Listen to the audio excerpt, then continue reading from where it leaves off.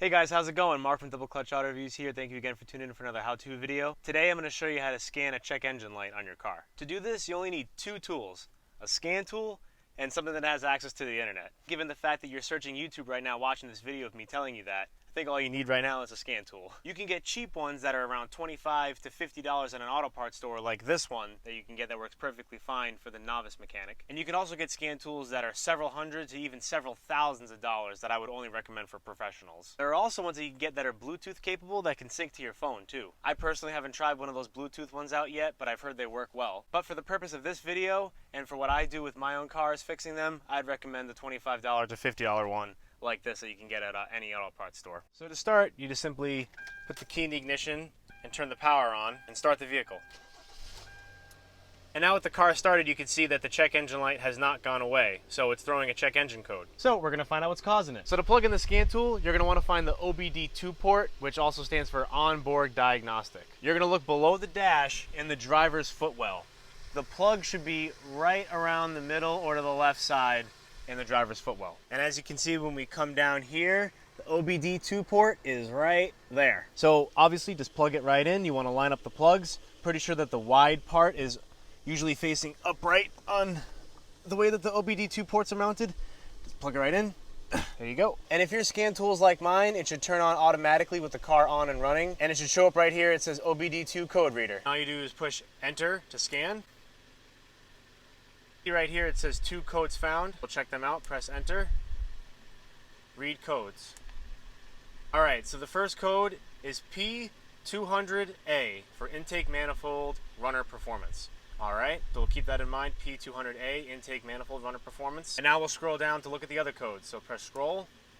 There's also P204, intake manifold runner control stuck open, bank 1A. So this car is throwing 2 codes, P200A and P204 or P2004. Okay, so we'll come here and we'll type in P200A, code 2013, Hyundai Tucson right here.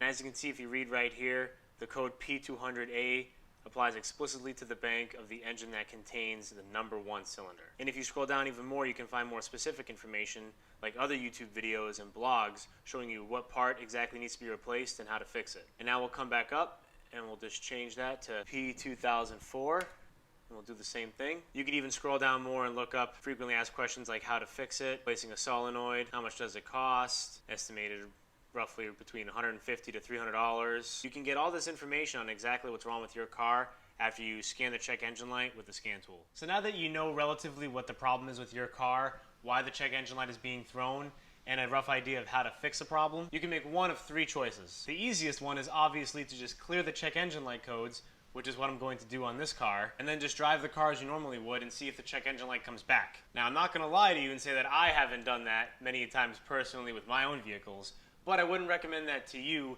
because there could be something very wrong with your vehicle and you may have to get it fixed as soon as possible. But if you choose to do that, so be it. What you should do is research how to fix the problem yourself or bring it to a qualified mechanic to fix it for you. Now you guys might say, well, if you're bringing it to your mechanic anyway, why even bother scanning it in the first place? Just keep in mind, even if you decide to not fix a vehicle and you bring it to the mechanic anyway, if you scan the check engine light first, you at least have an idea of what the problem is with your car. So that way you can ask any follow-up questions if there's any discrepancy as to what the mechanic is quoting you, as to what you found on the scan tool, what the problem is, and how much it should relatively cost. Now we'll go back outside to the car and I'll show you how to erase the codes. So as I said before, I don't recommend this because you should fix your vehicle properly, but because we're not sure that this code is actually a real problem yet and we're going to erase it just to see if it comes back up, I'm going to erase the codes on this. Erase the codes at your own risk if you so choose to. So I'm going to erase the codes.